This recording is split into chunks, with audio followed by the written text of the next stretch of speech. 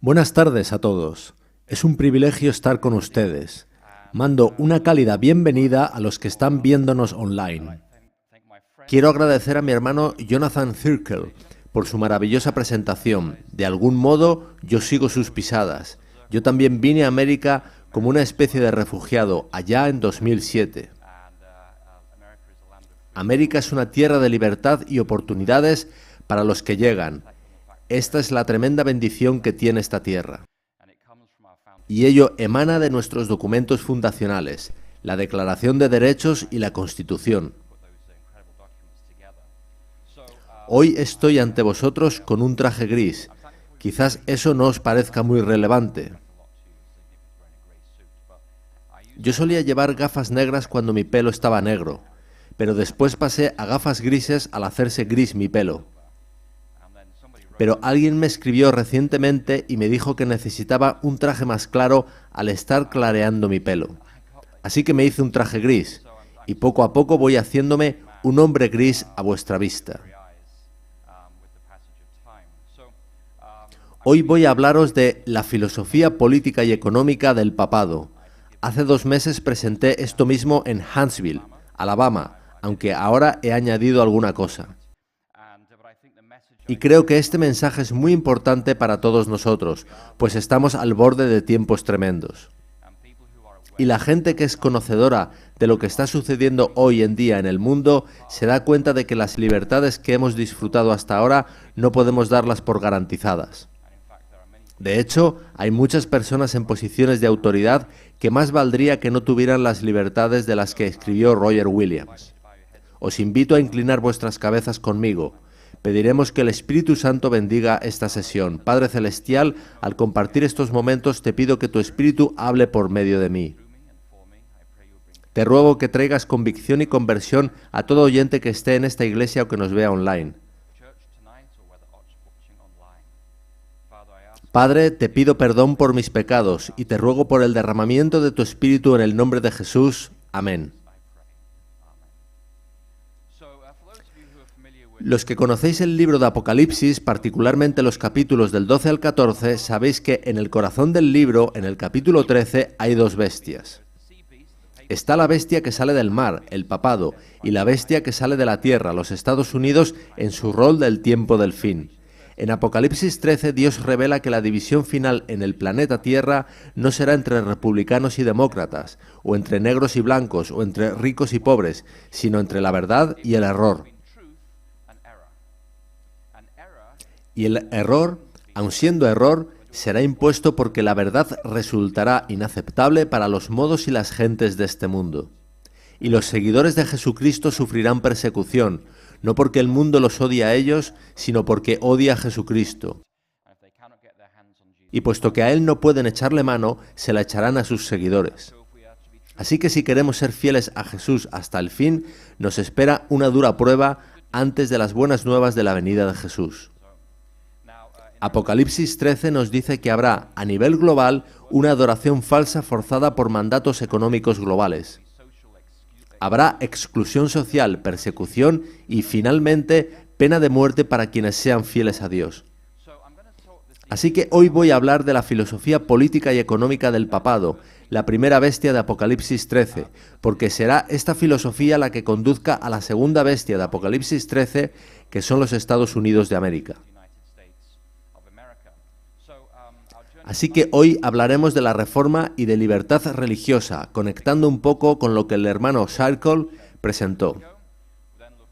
Después hablaremos de las doctrinas católicas sobre economía y sobre política, y de cómo se han aplicado estas últimas en los últimos 3 años. Finalmente expondremos conclusiones. Comenzando con la reforma y la libertad religiosa, diré que hoy en día olvidamos cuán drástica fue la reforma. La Reforma resucitó el concepto de libertad de conciencia que había sido pisoteado durante un milenio por la Iglesia de Roma.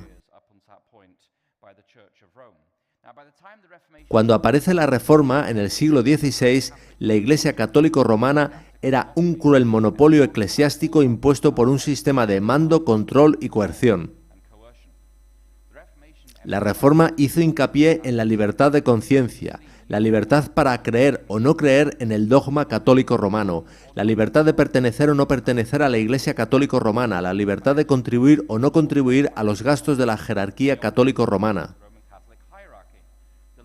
la libertad de vivir en armonía con la palabra de Dios o con dogmas del hombre caído, de modo que la Reforma fue un profundo cambio en la historia humana. Y de todas las libertades recogidas de las que gozamos en los Estados Unidos, la primera y más preciosa es la libertad religiosa. No es casualidad que la libertad religiosa es la primera que se menciona en la Declaración de Derechos. Así, la primera enmienda dice que el Congreso no podrá hacer ninguna ley con respecto al establecimiento de la religión, ni prohibiendo la libre práctica de la misma. Nuestros fundadores, artífices de nuestra Constitución y de la Declaración de Derechos, comprendieron que la libertad de conciencia debía ser sobre lo que se fundamentase en los Estados Unidos. A esta nación venimos inmigrantes de todo el mundo, y lo que nos mantiene juntos es la aceptación de estas verdades de las que emanan derechos dados por nuestro Creador. Y nuestra primera responsabilidad ante Dios y ante nuestros semejantes es el libre ejercicio de nuestra conciencia para vivir en armonía con las impresiones del Espíritu Santo. Lutero, en la Reforma, desplazó la fuente de la autoridad eclesiástica, teológica, social y política de hombres corruptos a la palabra de Dios. De las cambiantes tradiciones orales de Roma no escritas a las invariables escrituras escritas, permanentes e infalibles. Lutero descubrió en las Escrituras que la salvación no es ganada por pecadores, ni por cooperar con Dios, ni es dispensada por una jerarquía papal corrupta, sino que se recibe por fe como un don de un Dios amoroso. Así que entonces y ahora nuestra salvación no depende de la presencia de monjes, curas, cardenales, obispos o papas, ni depende de rituales, ceremonias, sacramentos o confesión y penitencia regular. Cada persona responderá directamente a Dios en el juicio final sin un papa, un cura, un cardenal o un pastor que responda o interceda por él. Compareceremos personalmente ante Dios, respondiendo por nuestras palabras y nuestras obras. Somos seres morales responsables ante nuestro Creador. Cada ser humano es responsable de su salvación o perdición eterna, de modo que formamos parte de la Reforma Radical, la cual sostenía que tenemos el derecho de leer la palabra de Dios en nuestra lengua y que Dios nos dará comprensión suficiente para nuestra salvación. La Reforma Radical no dice que los pastores deben predicar desde el púlpito y todos deben escuchar, sino que todos tenemos el derecho a leer la Biblia en nuestra propia lengua. Porque la Biblia fue escrita para eso, para poder ser restaurados a una relación eterna con Dios. Podemos no entenderlo todo en la palabra de Dios, pero sí tenemos el derecho de disponer de la Biblia en nuestra propia lengua, si bien no tenemos asegurado ese derecho. Acabo de volver de Malasia, un país musulmán muy estricto, y el derecho a leer la Biblia está estrictamente prohibido por el gobierno. Como en otros países, tienen estrictas normas y severas multas contra evangelizar y guiar a musulmanes a la fe de Jesucristo. La Biblia es, en muchos aspectos, el libro más perseguido, no solo en la historia, sino también hoy en día. Lutero descubrió en la Biblia que todos los cristianos son sacerdotes. Eso es el sacerdocio de todos los creyentes, y también que Jesucristo es nuestro sumo sacerdote. No hay mediación de la Virgen María, ni de los santos ni de los curas. Toda persona puede ir directamente a Dios en oración. Todos podemos acudir directamente a Él. Los principios protestantes elevan al individuo y también sus responsabilidades y derechos. Entre ellos están la iniciativa privada, la propiedad privada y la libertad de conciencia. El que nace en la fe católica es bautizado de bebé y no hay necesidad del nuevo nacimiento en el dogma católico. Si pecas, pagas un dinero llamado indulgencia y se te permite permanecer en pecado. Si pecas más, pagas más, pero no hay necesidad de una reforma en la conducta ni del nuevo nacimiento. Como protestantes no practicamos el bautismo de infantes, sino el bautismo de creyentes, que tiene lugar cuando soy consciente de que soy un pecador y necesito un Salvador. Acudo por fe a Dios, confieso mis pecados, recibo por fe el don de la salvación ganado por Cristo para mí en el Calvario y nazco de nuevo. A partir de ahí, si peco, la cura es arrepentimiento, confesión y pedir al Espíritu Santo que me dé victoria sobre ese pecado. De modo que las sociedades católicas no tienen incentivo para elevarse por encima del pecado, mientras que las protestantes impulsan a la gente al nuevo nacimiento y a vivir en el Espíritu. Por eso las naciones protestantes han solido prosperar, pero no las naciones católicas. Tenemos ejemplos en todo el mundo. América fue construida sobre estos principios protestantes, enunciados por personas como Roger Williams y recogidos en la Declaración de Derechos. Nuestras libertades civiles incluyen la de discurso y de prensa, libre ejercicio de la religión, libertad contra la autoincriminación, la independencia de los jurados y el derecho a no ser encarcelado sin causa. Esta es la base de nuestro contrato social, gobierno por consentimiento de los gobernados, o, como dijo Abraham Lincoln, un gobierno del pueblo, por el pueblo y para el pueblo, de lo cual cada vez tenemos menos.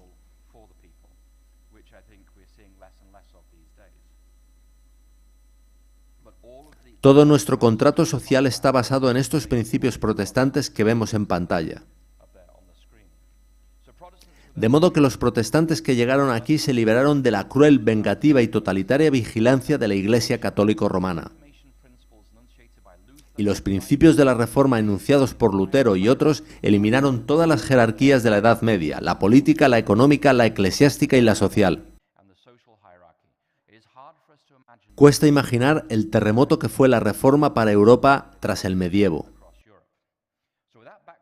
Con ese contexto en mente, repasemos cuál es el dogma económico de la Iglesia Católica.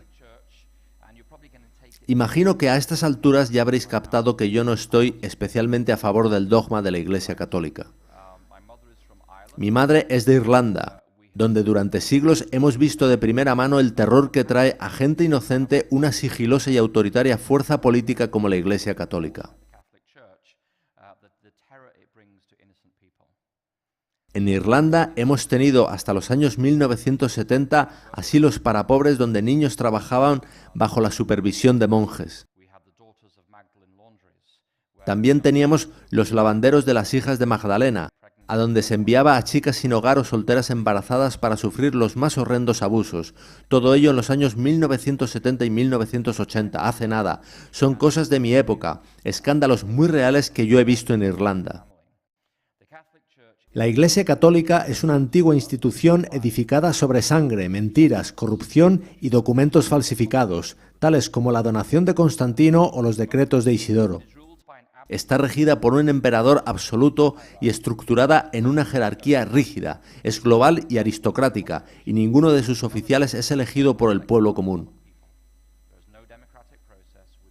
No sorprende, por lo tanto, que el papado haya expresado repetidamente su desdén por los principios protestantes y también por las expresiones política y económica del protestantismo, que son el republicanismo y el capitalismo. Ambos son anatema para la jerarquía católica. A lo largo de los siglos, la Iglesia Católica ha respaldado repetidamente gobiernos anticapitalistas tales como el feudalismo y los gremios comerciales de la Edad Media. El fascismo en Italia, España, Portugal, Croacia y Latinoamérica en los años 1930 y 1940, la Alemania nazi. Los programas de redistribución del bienestar occidentales, tales como la Gran Sociedad de Lyndon B. Johnson y la Teología de la Liberación en Latinoamérica y África. La razón de ello es que el dogma económico católico se fundamenta en Tomás de Aquino, que vivió entre 1225 y 1274. ¿Qué enseñaba Tomás de Aquino que se ha convertido en tan relevante para nosotros hoy en día? Vais a ver que muchísimas de las políticas actuales de América emanan directamente del dogma económico de Roma. Y es algo que va a tener profundas repercusiones sobre vosotros muy pronto. De lo que vamos a hablar no es algo abstracto. Para Tomás de Aquino hay 4 tipos de leyes. Está la ley eterna, que es el plan de Dios para el universo y sus habitantes. Incluye la gravedad y las leyes científicas y matemáticas que rigen el universo. También está la ley natural, que es la participación de criaturas racionales en la ley eterna. Somos seres sociales que nos comunicamos e interactuamos, y haciendo eso hacemos lo que es natural para la humanidad según Dios nos ha dotado.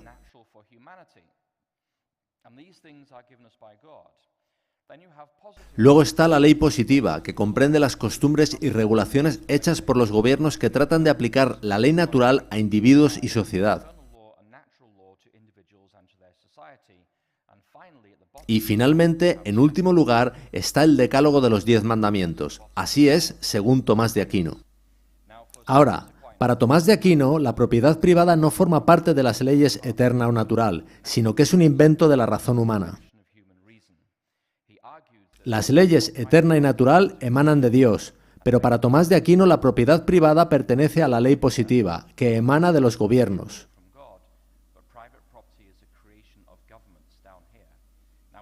Sin embargo, la Biblia dice en el 8º mandamiento, no robarás. Y ya vimos que para Tomás de Aquino, la ley de los 10 mandamientos es la última.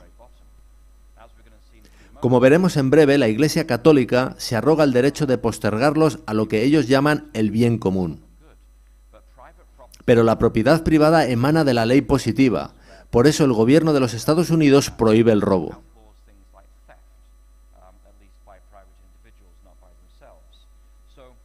Así que, de acuerdo con Tomás de Aquino, Dios pretende que todos tengamos todas las cosas en común. Eso sería según la ley natural.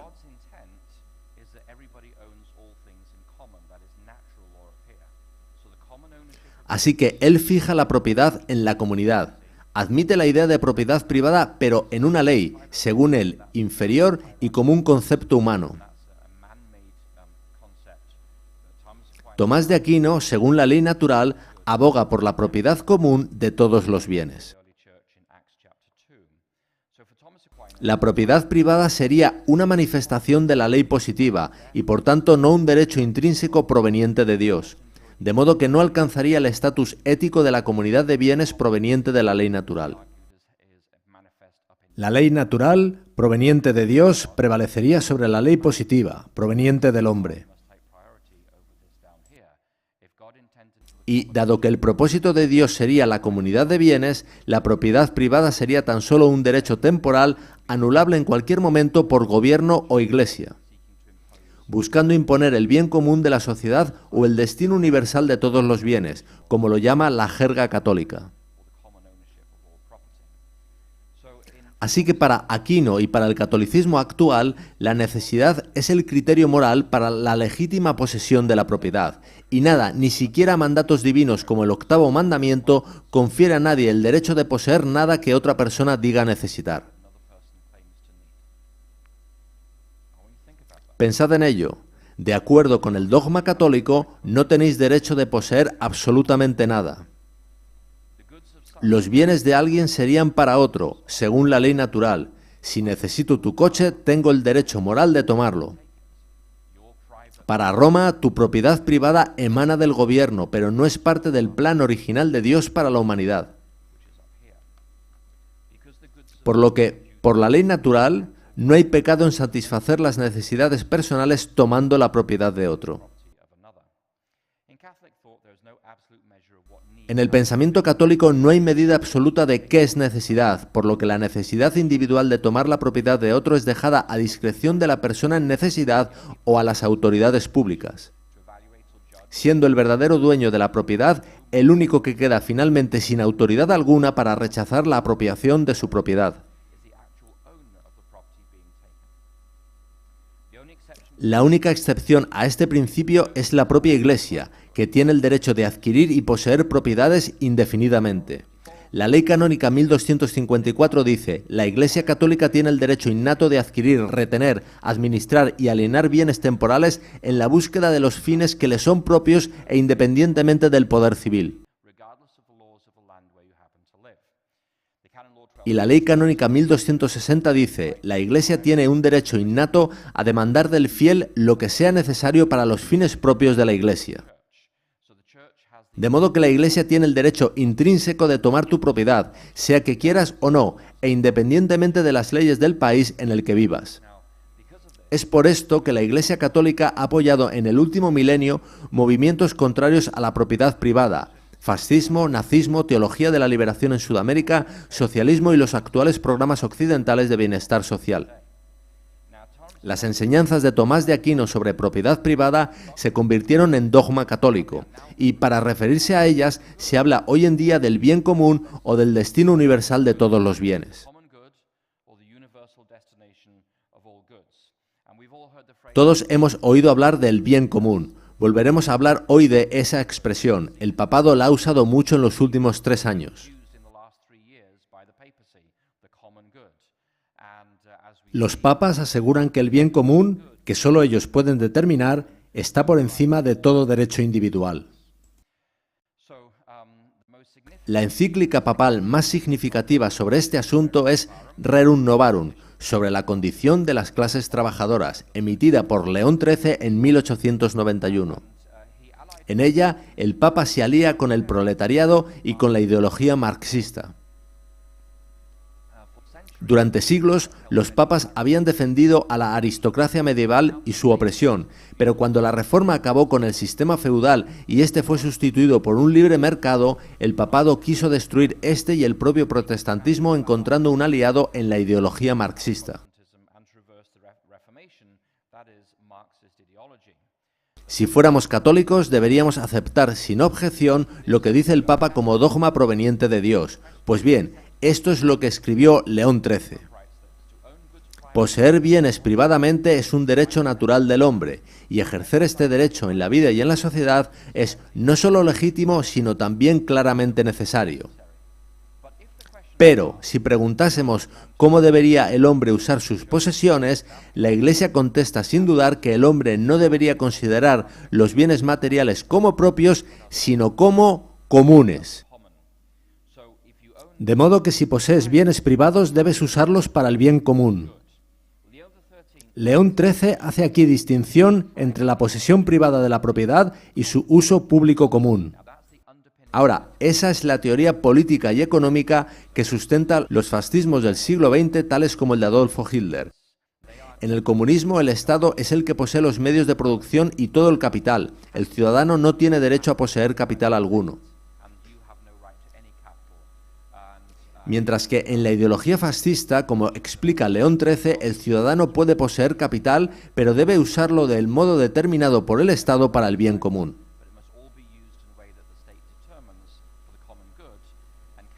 Finalmente, en el capitalismo, toda persona puede poseer parte del capital de la sociedad y usarlo como considere oportuno. En los 3 sistemas el capital total de la sociedad es el mismo. En el comunismo el Estado lo posee todo y lo usa como quiere. En el fascismo hay lugar para la propiedad privada, pero el Estado determina cómo usarla. Y en el capitalismo el individuo tiene propiedad privada y la usa como quiere. León XIII, con esta encíclica, proporciona el sustento ideológico para Adolf Hitler y los fascismos del siglo XX. El fascismo es una forma de socialismo que conserva una ficticia propiedad privada, pero no su sustancia, pues es el gobierno quien determina su uso. 40 años después, el Papa Pío XI emitió la encíclica Quadragesimo Anno. Fue publicada en 1931 en el 40º aniversario de Rerum Novarum. En esta encíclica, el Papa denuncia la dictadura del capitalismo y, en particular, a quienes controlan el crédito y el flujo del dinero.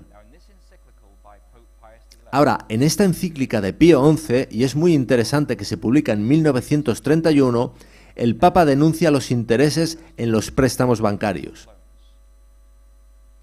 Pero en Europa la industria bancaria estaba copada por los judíos, pues el papado había dicho a los católicos durante siglos que no se involucrasen en ella, pues la usura era pecado.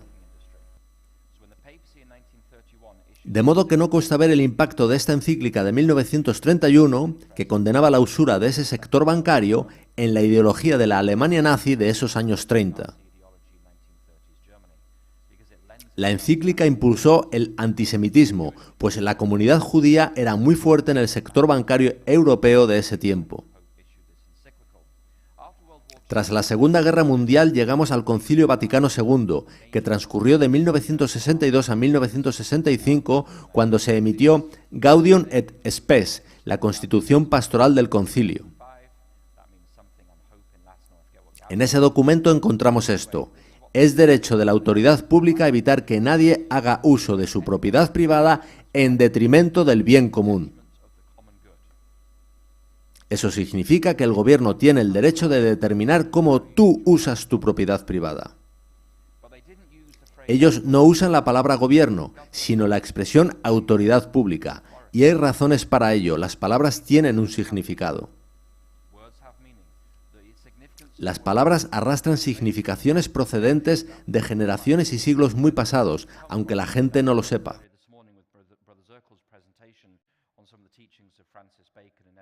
Ya lo vimos en la presentación del hermano Circle sobre las enseñanzas de Francis Bacon, Edward Cook y Roger Williams.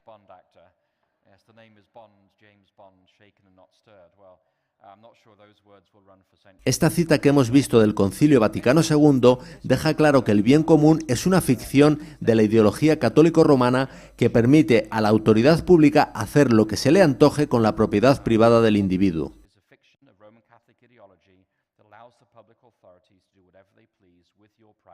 Y esto contradice frontalmente a tu derecho a la propiedad privada, tal como la establece el octavo mandamiento de Dios. Tras el Vaticano II llega el Papa Pablo VI, que hizo esta declaración de no poca trascendencia para nosotros. Todos los derechos, incluyendo los de propiedad y libre comercio, han de estar subordinados al principio del bien común. De modo que, según la ideología católica, tus derechos a adorar y a hablar de acuerdo a tu conciencia, tus derechos a enseñar, predicar, escribir o publicar y hasta tu derecho a la vida están todos subordinados al principio del destino universal de los bienes o bien común, el cual es determinado por la jerarquía católica. Quisiera que pensarais en esto. No tenéis derechos humanos si aceptáis el dogma católico. Se os permite ahora tener ciertos derechos, pero solo mientras el poder católico lo vea compatible con el bien común. Tan pronto como puedan interferir con este, te pueden ser quitados. No es de extrañar que durante tantos siglos la gente escapara de los países católicos a los protestantes. Juan Pablo II fue aún más allá. Él fue muy carismático, participó en la resistencia polaca contra el comunismo.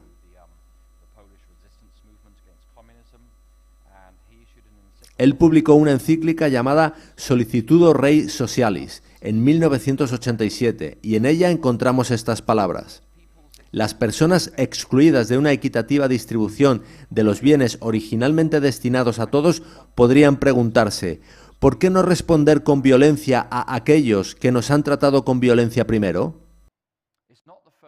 ¿Qué os parece?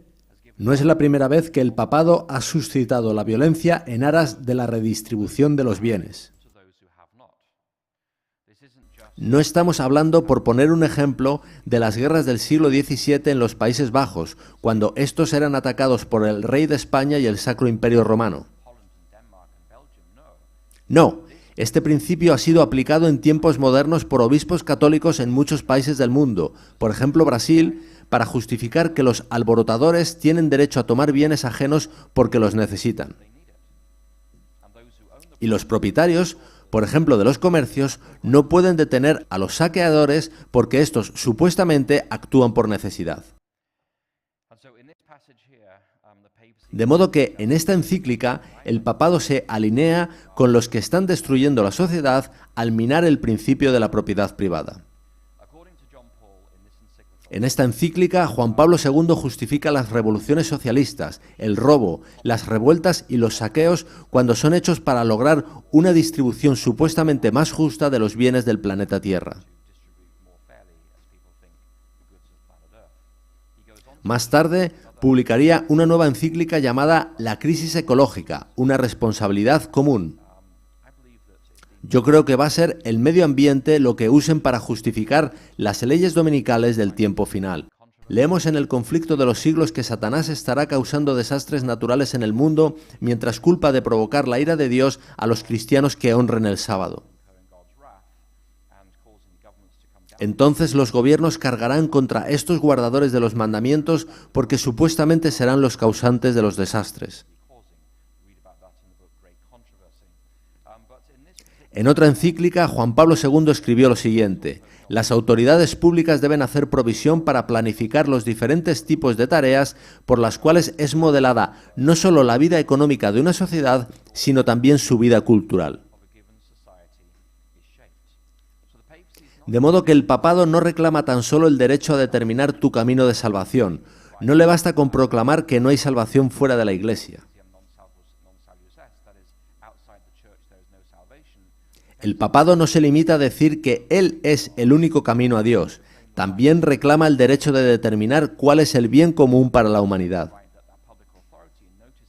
También habla de las autoridades públicas, no de los gobiernos, pues ellos se consideran autoridad pública, las cuales supuestamente tienen el derecho de determinar y modelar no solo la vida económica de una sociedad, sino también la cultural. Esto es lo que escribe Juan Pablo II en su encíclica Laborem Exercens. Según él, la tierra es nuestra herencia común, por lo que toda acción gubernamental o global para salvarla está por encima de todo derecho individual, tal y como afirmó Pablo VI justo después del Concilio Vaticano II. Este dogma católico será la base de las leyes dominicales, pues el derecho individual de adorar de acuerdo con la conciencia y con la palabra de Dios en el séptimo día de la semana debe ser subordinado al bien común de salvar el planeta Tierra, tal y como sostiene Roma.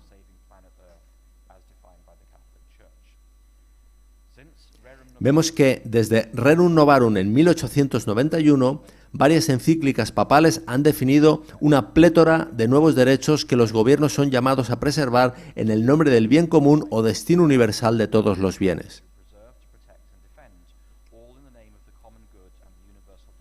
Y esto es significativo, pues a medida que se idean más derechos humanos, se generan más argumentos morales para aumentar el tamaño, funciones y poder de los gobiernos. Cuantos más derechos humanos aparecen, más tienen que defenderlos los gobiernos. Si el gobierno dice, por ejemplo, que todo el mundo tiene derecho a salud pública gratuita, el gobierno debe facilitar en todo el territorio nacional puntos de asistencia para esa salud pública gratuita.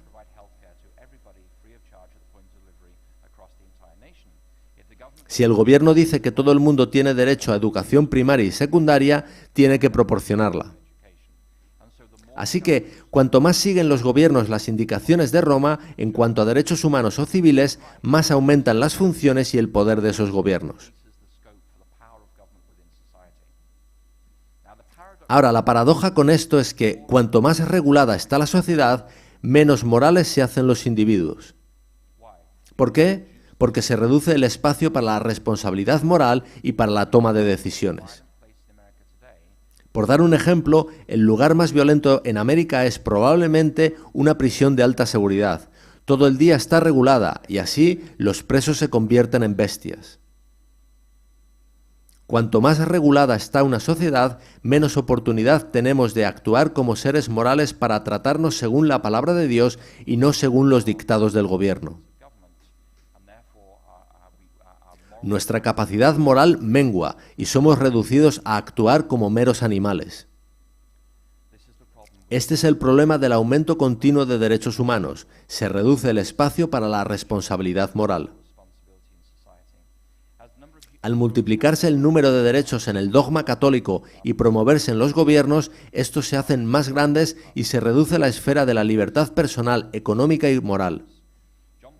Y ya vimos que Juan Pablo II dijo en 1981 en su encíclica Laborem Exercens que las autoridades públicas debían planificar acciones para modelar la vida económica y cultural de la sociedad. Esto conduce al objetivo final de Roma, que es una economía completamente regulada, donde la Iglesia Católica, en unión con el Estado, decide sobre toda la actividad económica y finalmente quién está autorizado a comprar y vender. Este es justamente el escenario descrito en el final de Apocalipsis 13, donde los Estados Unidos y Roma se alían para regular globalmente toda la actividad económica y, así, refrendar la falsa adoración católico-romana. Y últimamente estamos escuchando cosas en este sentido. El gran reseteo. No tendrás nada, pero serás feliz. Las órdenes de vacunación obligatorias son necesarias porque el bien común está por encima de la libertad de conciencia individual. Capitalismo de la banca frente al capitalismo de los accionistas. Lo vemos en índices como el ESG y en fondos como BlackRock y Vanguard, que están forzando ciertas ideologías en las multinacionales porque ellos son accionistas mayoritarios. Y divisas digitales de los bancos centrales, que son medios de control como nunca se vieron. También está el Tratado de Preparación para Pandemias de la OMS, que le transferirá a la OMS el derecho a determinar una pandemia cuando ella determine. El borrador actual también le da a la OMS el derecho a redistribuir recursos económicos en una nación dada en pos del bien común y para prevenir futuras pandemias. Esto es poder totalitario dado a una institución transnacional no votada por nadie. Tenemos también el anunciado Sistema de Verificación de Salud Global, inspirado en los pasaportes de vacunación europeos. Y restricciones de la libertad de movimiento, tales como las ciudades de 15 minutos o las zonas de bajas emisiones. Además, en mayo de 2015, el Papa Francisco publicó una encíclica llamada Laudato Si, en la que se decía que la humanidad tiene la obligación moral de preservar nuestra casa común, santificando el domingo. No estaba dirigida a los fieles católicos, sino a toda la humanidad. El Papa se arrogó el derecho de dirigirse a todo ser humano en el planeta Tierra y no solo a los católicos. Estas son algunas de las cosas que estamos viendo en el mundo actualmente y que no aumentarán o mantendrán nuestras libertades personales, sino que las restringirán muy severamente. En Gran Bretaña hay ahora mismo gran agitación política con las zonas de muy bajas emisiones en Londres, donde se es penalizado severamente por cada milla conducida en ellas. Así que la gente está teniendo serias dificultades para ir a la iglesia, al supermercado, al trabajo o a llevar a los niños al colegio, y todo ello en nombre de la preservación del medio ambiente.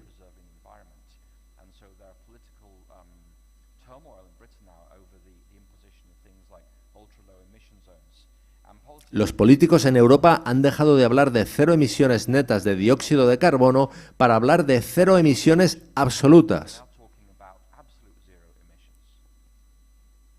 Eso implica que literalmente no se puede hacer nada. De esto están hablando los políticos.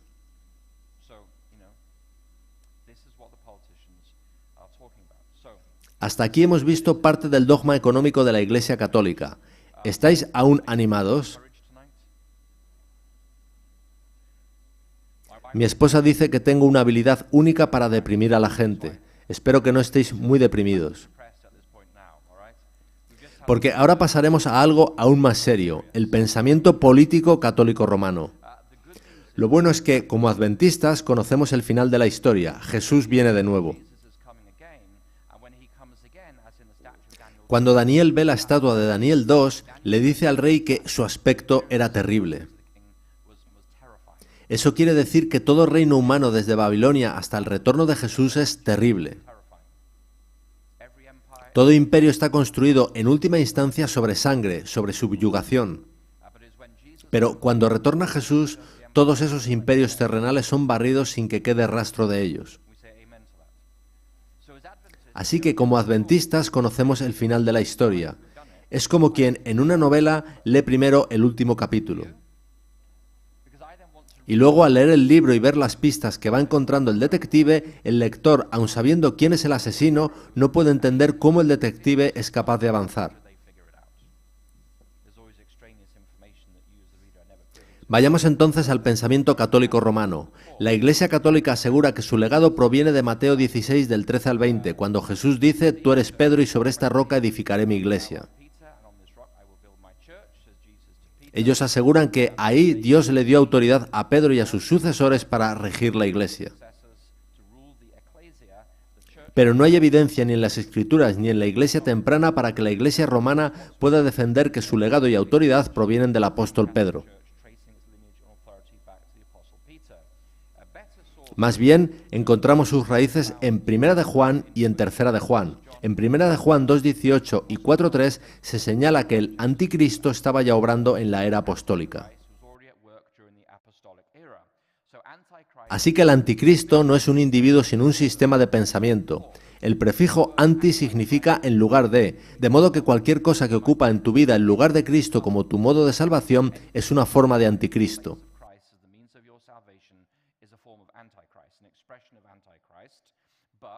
Pero hay también un sistema de anticristo que estaba ya obrando en tiempos de los apóstoles, entre los años 80 y 90 después de Cristo.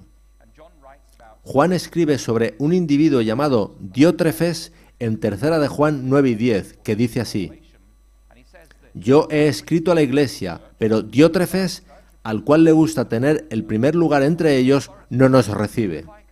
Por esta causa, si yo fuere, recordaré las obras que hace parloteando con palabras malignas contra nosotros, contra los apóstoles. Y no contento con estas cosas, no recibe a los hermanos, y a los que quieren recibirlos se lo prohíbe, y los expulsa de la iglesia. Ahora, esos hermanos eran misioneros y evangelistas que estaban viajando por el antiguo Oriente Medio, y Diótrefes se negaba a aceptarlos y recibirlos. Así que en este pasaje encontramos a un líder de iglesia que rechaza la autoridad de los apóstoles y que demanda la soberanía sobre las almas. Es un líder de iglesia ambicioso y anticristiano, que ama la preeminencia, ataca a otros cristianos con palabras maliciosas y expulsa a cristianos de la iglesia. Esto es un prototipo del Papa. Lo encontramos en Tercera de Juan 9 y 10. El auge del papado se fundamenta en el triunfo de los obispos de Roma sobre sus oponentes eclesiásticos y políticos. Proceso que llevó siglos y transformó las originales congregaciones presbiterianas de Roma en un imperio global regido por un gobernador absoluto. Las iglesias del Nuevo Testamento eran conducidas por ancianos, presbíteros en griego. Y el supervisor en una ciudad era un episcopos, de donde viene la expresión iglesia episcopal. Las iglesias presbiterianas están gobernadas por ancianos, mientras que las episcopales lo están por obispos. Y esa iglesia episcopal se convirtió en un imperio global con un gobernante absoluto mediante mentiras y falsificaciones, siendo la más famosa este documento, la donación de Constantino. Durante 12 siglos, los supuestamente infalibles papas legitimaron su autoridad mediante este documento, hasta que se demostró en el siglo XVI que era una falsificación. La donación de Constantino fue supuestamente un regalo del emperador Constantino al obispo de Roma en 330 después de Cristo, cuando pasó la capital de Roma a Constantinopla. Y al hacer eso, supuestamente transfirió el poder supremo, civil y religioso del Imperio Romano Occidental al obispo de Roma, un hombre llamado Silvestre, dándole el actual Palacio de Letrán de Roma, el derecho a llevar ropas imperiales púrpuras y escarlatas y una corona de autoridad llamada mitra. En el siglo XVI se demostró que el documento era falso, pero ha sido usado durante 12 siglos para legitimar la supremacía papal, política y económica en Europa occidental. La Iglesia romana dio entonces su interpretación de Romanos 13:1 que dice: «Sométase toda persona a las autoridades superiores, porque no hay autoridad sino de parte de Dios, y las que hay por Dios han sido establecidas». Para los teólogos católicos, este pasaje desecha la posibilidad de cualquier forma de autoridad democrática, eclesiástica o civil fuera de la jerarquía romano-católica. En la ideología católica, el poder político no necesita del consentimiento del pueblo, sino que fluye de Dios al Papa, pasa por la jerarquía romana y llega a ti que vives en tu cuchitril, y tu papel es rezar y obedecer.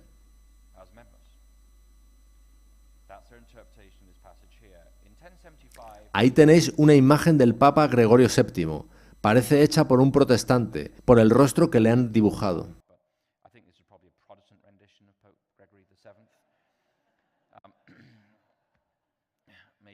Pues bien, en el año 1075, el Papa Gregorio VII escribió el documento Dictatus Papae sobre la autoridad del Papa.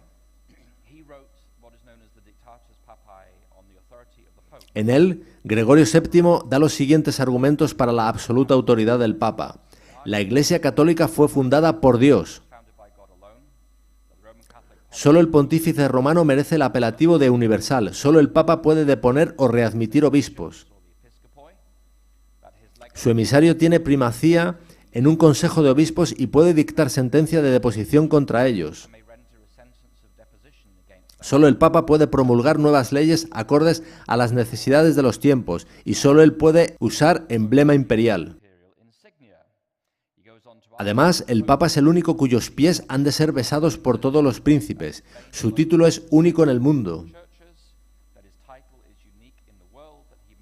Puede deponer emperadores. Ningún veredicto suyo puede ser retractado por nadie, como las leyes de medos y persas. Solo él puede retractarlo.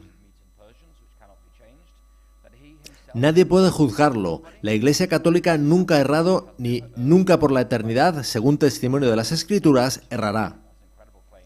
Y que el Papa puede absolver causas de hombres injustos por su fidelidad a la Iglesia. En el sistema feudal de la Edad Media, el campesino prometía lealtad al caballero, el caballero al conde, el conde al duque y el duque al rey.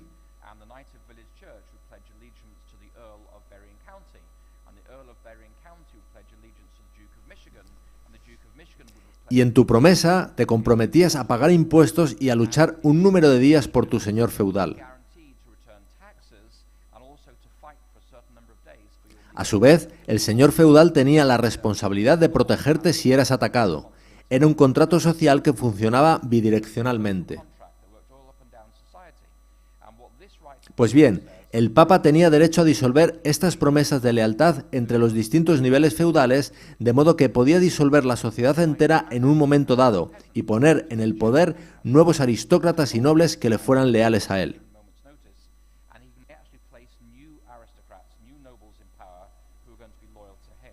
De modo que el Papa asegura tener autoridad, no solo sobre la interpretación de las Escrituras, sino también para rehacer la sociedad civil en cualquier momento. Y este derecho lo reclama el Papa a nivel universal.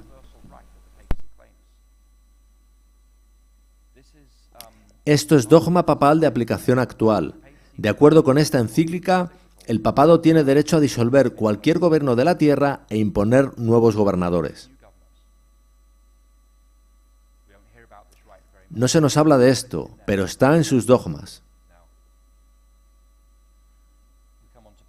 Y llegamos a Bernardo de Claraval.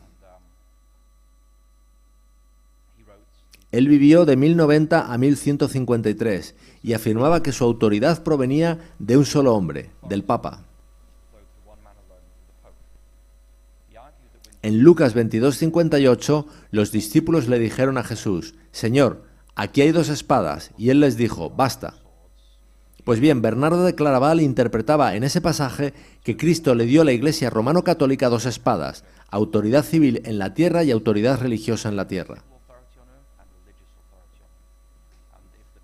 Y si la gente no aceptaba las enseñanzas del sacerdote, éstas podían ser obligadas por la espada del magistrado. Y esto pasó a conocerse como la doctrina de las 2 espadas, la de la palabra en manos del sacerdote y la de acero en manos del soldado previamente mandado por el sacerdote. Inocencio III ocupó la silla papal de 1198 a 1216 y escribió lo siguiente sobre la autoridad del Papa. Pedro asumió la plenitud del poder. Se ve entonces quién es este siervo puesto sobre la gente, verdaderamente el vicario de Jesucristo, sucesor de Pedro, ungido de Dios. El Dios de faraones, puesto entre Dios y el hombre, inferior a Dios pero superior al hombre, que lo juzga todo y no es juzgado por nadie. Así que, de acuerdo con Inocencio III, el Papa es una especie de semidios merodeando entre Dios y el hombre. Por eso se arroga el derecho de interceder por la humanidad, así como le confiere ese derecho a los santos y a la Virgen. Escribiendo en 1198 al arzobispo de Rávena, una ciudad del norte de Italia, Inocencio III dijo esto: la libertad eclesiástica no puede en ningún lugar ser mayor que cuando la Iglesia romana tiene pleno poder tanto en los asuntos temporales como espirituales. De modo que en el pensamiento católico romano, la libertad religiosa solo se consigue en una sociedad cuando la Iglesia romana tiene plena autoridad religiosa y civil. Por eso la libertad religiosa es el primer alegato de nuestra Declaración de Derechos. Es un total rechazo del dogma católico. No queremos ser regidos por un papa ni por los dogmas de sacerdotes corruptos y abusadores de niños, sino solo por la palabra de Dios y las convicciones del Espíritu Santo. Eso significa que tengo la responsabilidad de saber lo que dice la palabra de Dios, alimentarme de ella y ponerla en práctica. No solo nos gozamos de escapar del dogma y tiranía papal, tomamos además responsabilidad de leer la Biblia por nosotros mismos y de comprender que es eficiente para nuestra salvación. No nos liberamos de, sino que nos liberamos para. Y somos responsables ante Dios del buen uso de las libertades que tenemos hoy. Bonifacio VIII explicó más sobre la autoridad papal. Su encíclica Unum Sanctum, escrita en 1302, es un documento asombroso que reclama la absoluta autoridad papal sobre toda la sociedad. Dice así: consecuentemente, declaramos, manifestamos, definimos y pronunciamos que es totalmente necesario para la salvación de toda criatura humana estar sujeta al pontífice romano. Agustín de Hipona hizo una interpretación muy especial de la parábola de las bodas, donde el rey envió a sus siervos a llamar a los convidados a las bodas. Pero esa palabra griega que se traduce como llamar puede también ser traducida como compeler o forzar, según Agustín. Así que, como según la Iglesia romana no hay salvación fuera de ella, utilizando esta interpretación de la parábola, está moralmente justificado forzar a la gente a entrar en la Iglesia, mediante tortura si es necesario.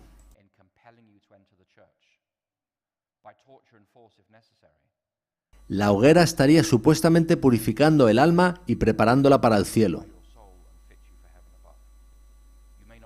Por eso, si no quieres entrar en la Iglesia tiene la obligación moral de obligarte a entrar, y si en el proceso tiene que matarte, es por tu bien. Por eso hablaban de la purificación del alma cuando se estaba en la hoguera. Vosotros no lo habéis conocido en América, pero nosotros en Inglaterra sí. Esta encíclica de Bonifacio VIII es una reclamación asombrosa de la plena autoridad civil y religiosa del papado. Y la subordinación de las autoridades civiles al papado la basan en la necesidad de mantener la unidad de la Iglesia tal y como supuestamente la reclama Jesús en Juan 17. El único modo de alcanzar la unidad de la humanidad sería sujetando los gobiernos civiles a la autoridad del papado. Cuestionar la autoridad de la Iglesia causaría división eclesiástica, dañaría su misión y conduciría a infinidad de pérdidas de almas. Esto supone un chantaje para el creyente, pues pone bajo su responsabilidad la división de la Iglesia demandada por Jesús al poner en cuestión la autoridad de la Iglesia y de sus dogmas.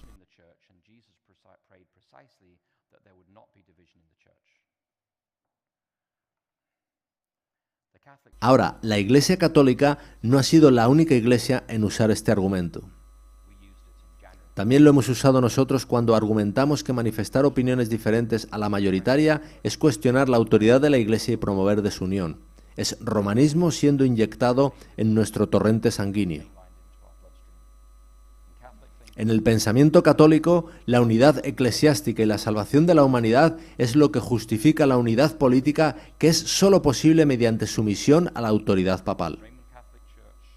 Con la Reforma, Roma usó este dogma para restablecer la unidad eclesiástica y política por la fuerza de las armas, y esto sucederá de nuevo en la crisis final, como muestra Apocalipsis 13.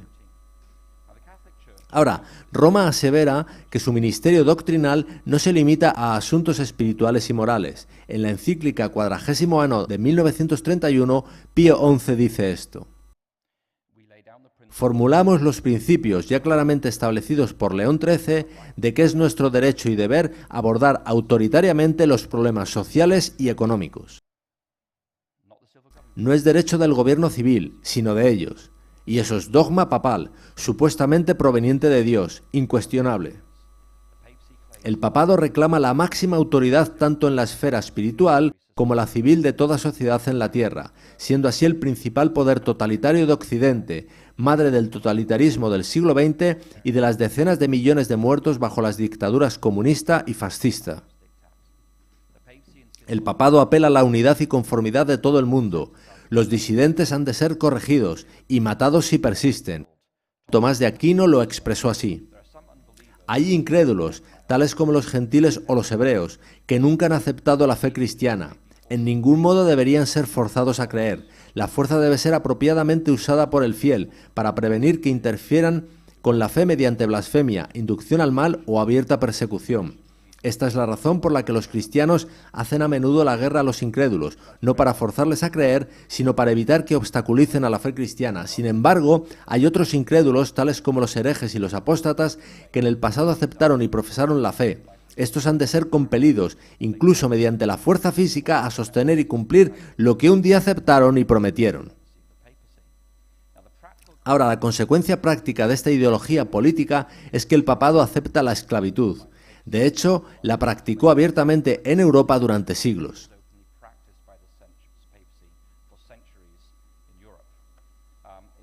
Así, Aristóteles escribió lo siguiente: es así claro que, así como algunos son por naturaleza libres, otros son por naturaleza esclavos, y para estos últimos la condición de esclavitud es tanto beneficiosa como justa.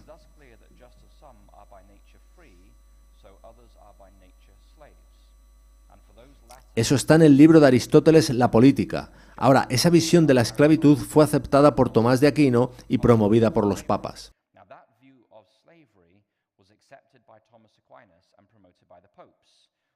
Y así, los papas otorgaron a los reyes de España y Portugal el derecho a invadir, buscar y capturar a sarracenos y paganos, y a otros incrédulos y enemigos de Cristo allí donde estén, así como sus reinos, ducados, condados, principados y demás propiedades, y a reducirlos a perpetua esclavitud. Este fue el derecho conferido por la Iglesia Católica a los reyes de España y Portugal en los siglos XIII, XIV y XV. Y esto significa que la Iglesia romana no tenía objeciones teológicas a la institución de la esclavitud en los campos de concentración nazis o en el sur de África, donde se esclavizaba a africanos protestantes o de sus religiones tradicionales. Como consecuencia de su ideología política, la Iglesia Católica apoyó entusiastamente a los nazis y a Hitler.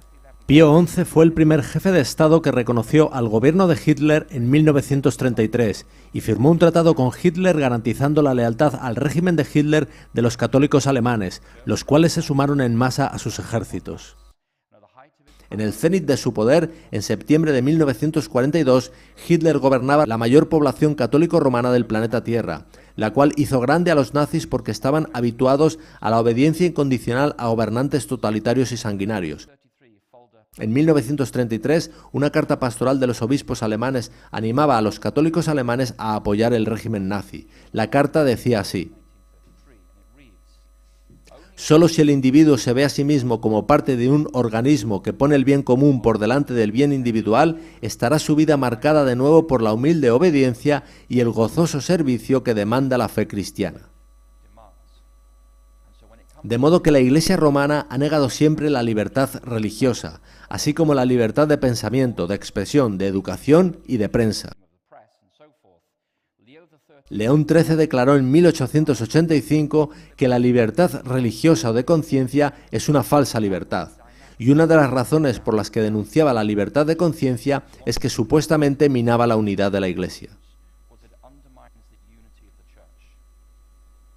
Si la Iglesia dice X y el Espíritu Santo te da convencimiento de Y, ¿cuál de las dos opciones das por buena? Por eso, una jerarquía eclesiástica autoritaria como el papado no puede aceptar la libertad de conciencia individual, porque la voz del Espíritu Santo al creyente puede entrar en conflicto con su autoridad.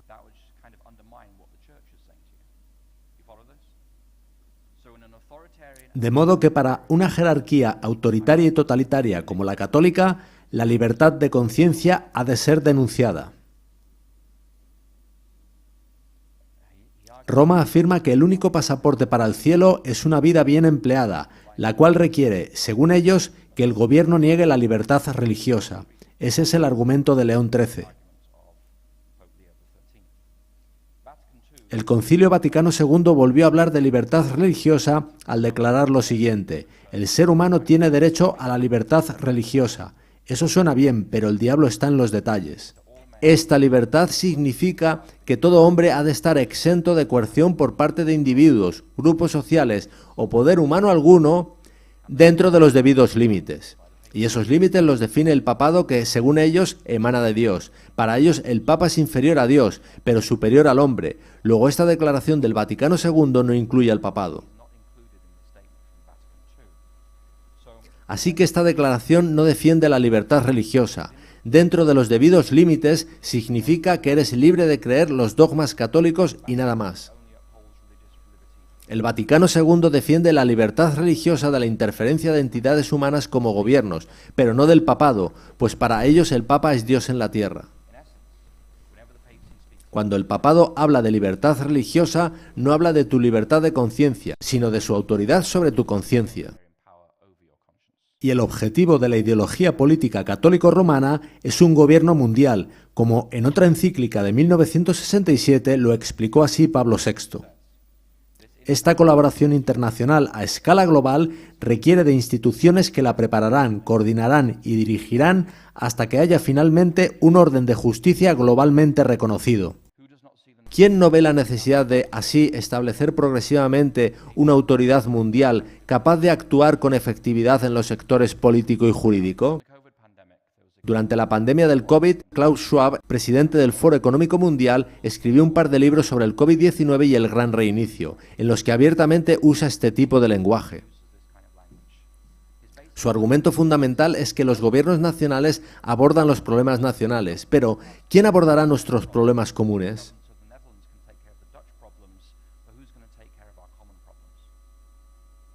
Según él, ciertos asuntos como una pandemia o el supuesto cambio climático afectan a toda la humanidad, lo cual requiere de una autoridad global por encima de los gobiernos nacionales.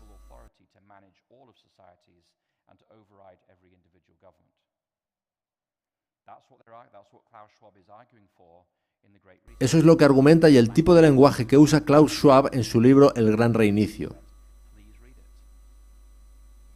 Este es el pensamiento que está conduciendo hoy en día a las élites globales de nuestro mundo. Esta agenda globalista quiere llevarnos a un gobierno o autoridad mundial que pueda traer soluciones a problemas que afectan a toda la humanidad.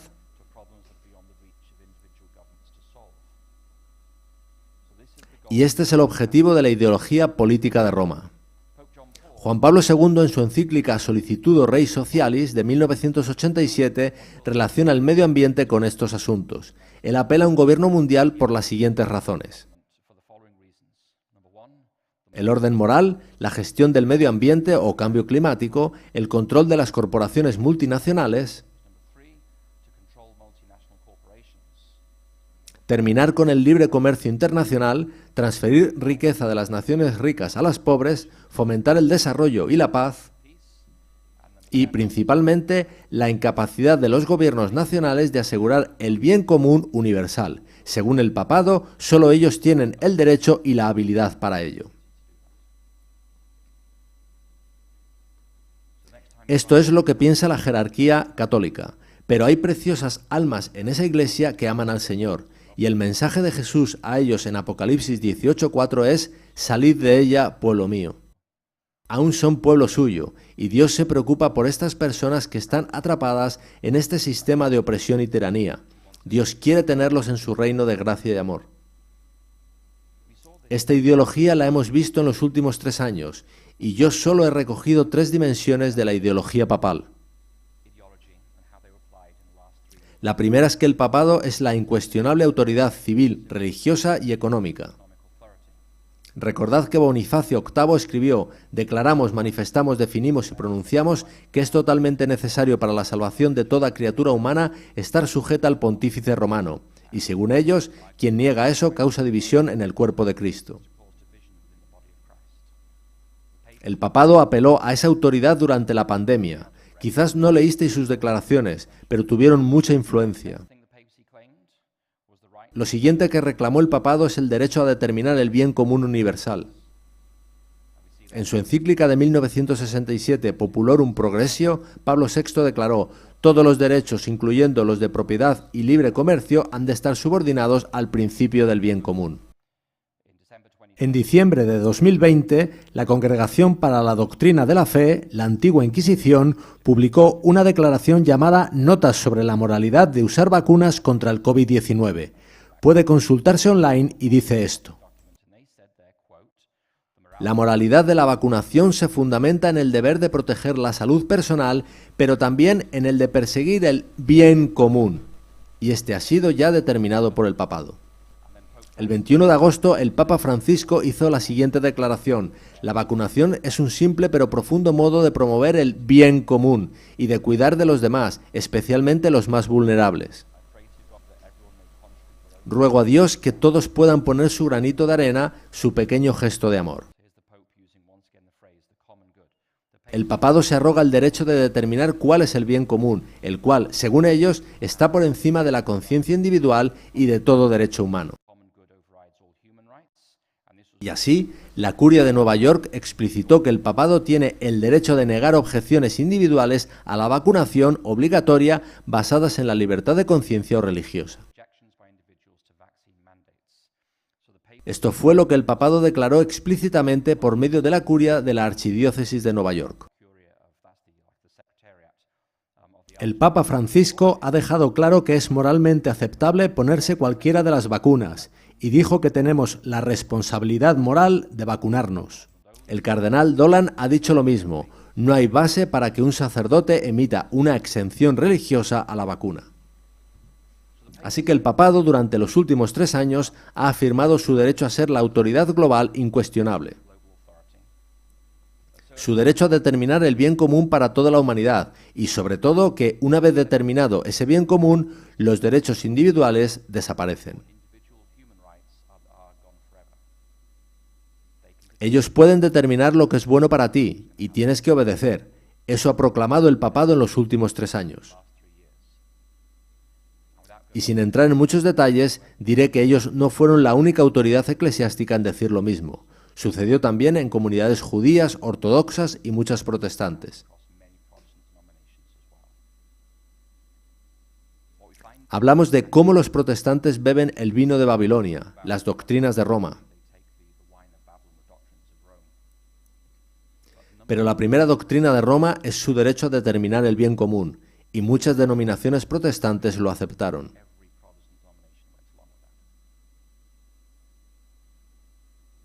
Y una vez aceptado que la Iglesia Católica tiene el derecho a determinar el bien común por encima de todo derecho individual, si dicen que el bien común es adorar en domingo en vez de en sábado, hay que aceptarlo igualmente. Hay implicaciones en aceptar el derecho papal a determinar el bien común.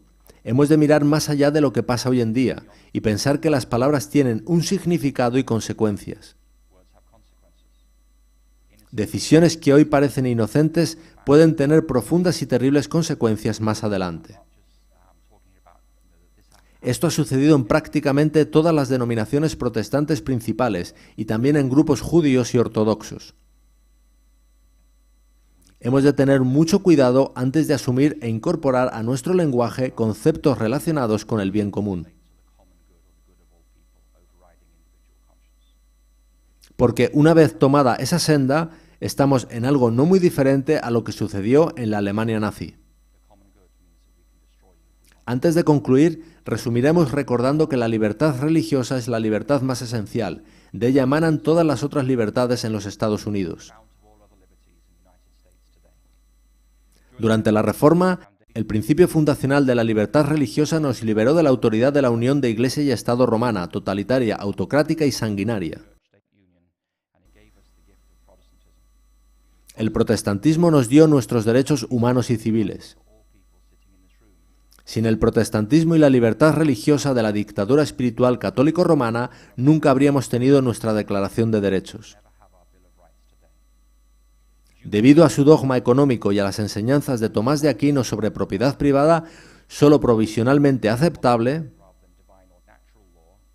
y debido a sus enseñanzas sobre el bien común y el destino universal de todos los bienes, la Iglesia Católica se ha opuesto implacablemente a la propiedad privada, el libre comercio y el capitalismo. En cambio, el dogma católico apoya el marxismo, socialismo, la teología de la liberación, el estado del bienestar y, como se ve en Apocalipsis 13, el fascismo, que niega la propiedad privada, siendo todos los bienes regidos por el bien común determinado por el Estado. Por el malinterpretado discurso de Jesús a Pedro en Mateo 16, por la doctrina de las dos espadas de Bernardo de Claraval y por falsificaciones como la donación de Constantino, el papado afirma tener el derecho a la autoridad suprema sobre toda sociedad en el planeta Tierra. El Papa asegura tener derecho a poner y quitar gobernantes, derecho que es verdaderamente de Dios, según se dice en Daniel 2. También asegura tener el derecho de regir todos los asuntos religiosos, sociales, políticos y económicos de la humanidad según el bien común. Ayn Rand, que no era adventista, escribió esto en 1967. La Iglesia Católica nunca ha abandonado la esperanza de restablecer la unión medieval de Iglesia y Estado, siendo su objetivo final un Estado global y una teocracia global. Apocalipsis 13:3 nos muestra al papado como una institución global que está recuperándose de la herida mortal de 1798. Apocalipsis 13 del 11 al 18 nos muestra que el papado tendrá poder global mediante su unión con el protestantismo apóstata y los Estados Unidos.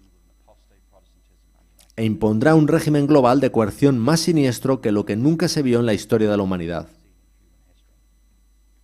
Los que acepten la autoridad del anticristo poder romano recibirán la marca de la bestia, en su frente porque lo crean o en su mano por obligación.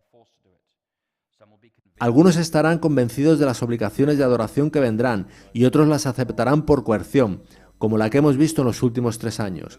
Pero los que prefieran vivir bajo la autoridad de Dios y no la del hombre de Roma, recibirán el sello de Dios, que es el Espíritu Santo morando en ellos. Eso les dará un nuevo corazón que se deleita en hacer la voluntad de Dios y que le pide a Dios que escriba en sus corazones la ley de los 10 mandamientos, incluyendo el cuarto, rechazando así la unión global de papado y Estados Unidos del tiempo del fin. Por eso abogamos por la libertad religiosa, porque mientras exista, la gente podrá optar por Dios. La elección final a la que llama el mensaje del tercer ángel tendrá lugar en un marco de libertad de conciencia amenazada. Por eso abogamos por la libertad religiosa y de conciencia de todos los pueblos, para que todos puedan responder al último llamado de misericordia de Dios. La libertad religiosa no es solo para los adventistas, es para todos los pueblos del planeta Tierra, para que puedan recibir el don de la vida eterna. Apocalipsis 22 del 16 al 17 nos muestra una de las últimas palabras de Jesús en las Escrituras. Yo, Jesús, he enviado mi ángel para daros testimonio de estas cosas en las iglesias. Yo soy la raíz y el linaje de David, la estrella resplandeciente de la mañana, y el espíritu y la esposa dicen ven, y el que oye diga ven, y el que tiene sed venga, y el que quiera tome del agua de la vida gratuitamente. ¿No es hermoso? En el fin del tiempo, independientemente de lo que te digan el gobierno y demás autoridades civiles, las leyes que salgan, el médico o tu patrón, tú tienes aún el derecho de responder a Dios en fe y arrepentimiento y recibir el don de la vida eterna.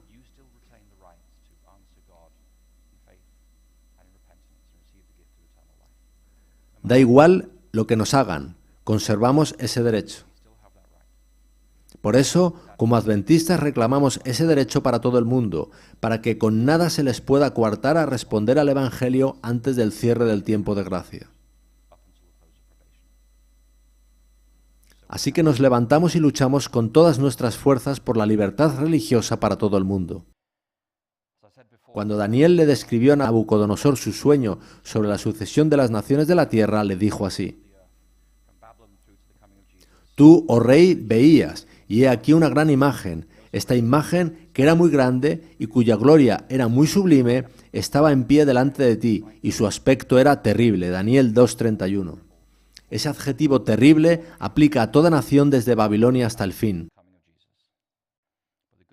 En Daniel 7, Daniel pregunta al ángel porque quiere saber sobre esa cuarta bestia que tenía unos dientes grandes de hierro, devoraba y desmenuzaba. Esa bestia era Roma. Pero el ángel, que trae un mensaje de Dios, tiene una visión diferente y dice esto: estas 4 grandes bestias son 4 reyes que se levantarán en la tierra. Después recibirán el reino los santos del Altísimo y poseerán el reino hasta el siglo, eternamente y para siempre.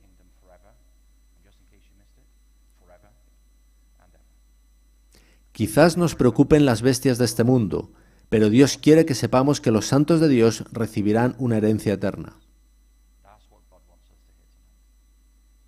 Bienaventurados los que perseveren hasta el fin. Bienaventurados los que resistan a lo que el mundo les haga, pues recibirán una corona de vida eterna. Este mundo podrá encerrarte o matarte, pero no privarte de la vida eterna. No tememos a los que puedan quitarnos la vida, pues Dios nos da el don de la vida eterna. Así que puedes elegir a quién servirás. El Señor no quiere que nadie perezca. Dios dijo a su pueblo: vuélvete Israel y vive. Y Dios nos dice a nosotros: volveos y vivid. Recibid por la fe el don de la gracia que os di en el Calvario. Da igual lo que las bestias de este mundo puedan deciros o haceros. Recibid el don de la vida eterna. El Evangelio es verdaderamente buenas nuevas y abogamos por la libertad religiosa para que toda nación, tribu y pueblo puedan no solo oírlo, sino también responder en fe, para que ante ese mar de vidrio haya tantos como sea posible.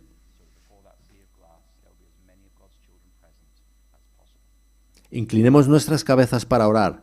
Padre Celestial, sabemos que el camino es tortuoso, pero te agradecemos que, por la profecía, conocemos el final de la historia.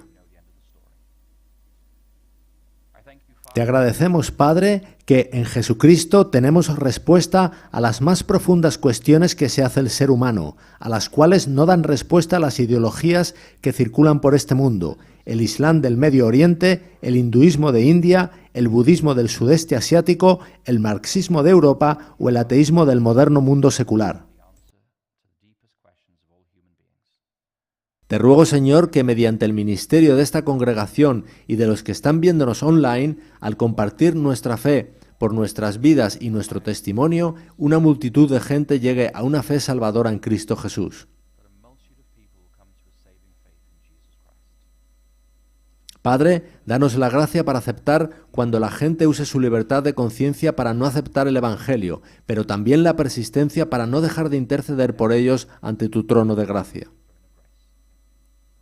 Padre, danos la gracia de recibir en nuestras congregaciones a personas procedentes de todas esas ideologías de este mundo. Danos la gracia para olvidar su pasado y mirar a su futuro.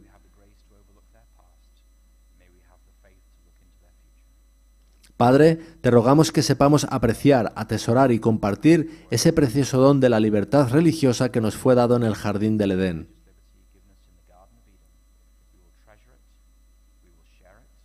Que brille a través de nosotros y que, al compartirlo, puedan ganarse muchas almas para tu reino eterno. Gracias, Padre, por obrar por medio de nosotros, para nosotros y, a veces, a pesar de nosotros. Y gracias, Padre, porque tú completarás la buena obra que comenzaste en cada uno de nosotros. Gracias, Padre, por estas misericordias. Danos ahora tu bendición para volver mañana a una fiesta espiritual. Que los ángeles nos guarden en nuestro camino, que nuestros corazones y mentes se abran a la obra de tu Espíritu, que en todo lo que hagamos y digamos el amor de Cristo sea oído alto y claro. En el nombre de Jesús lo pedimos. Amén.